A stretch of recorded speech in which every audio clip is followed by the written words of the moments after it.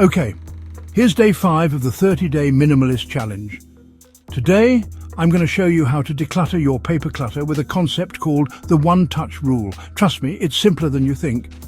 First, let's dive into what the one-touch rule is. Simply put, it's a rule where you only touch a piece of paper once.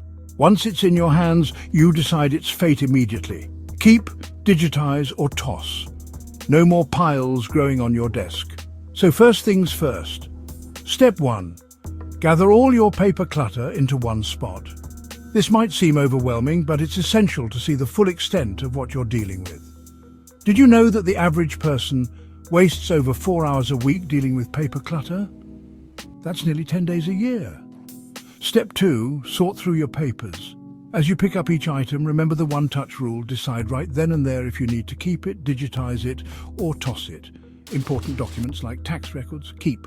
Receipts from last year's groceries, toss. Step 3. Create a filing system. For the papers you keep, use simple, clearly labeled folders.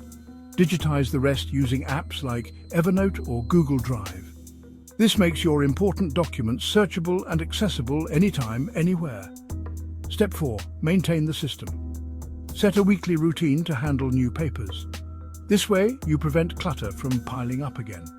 Remember, the goal is to touch each piece of paper only once. Subscribe for more videos where I focus on providing valuable, practical, and interesting information that can improve your life. The one-touch rule can transform your pile of paper clutter to being neat and organized. Comment below if you have any tips or questions.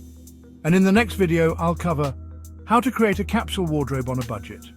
Don't forget to hit that subscribe button and the notification bell. See you next time, minimalists.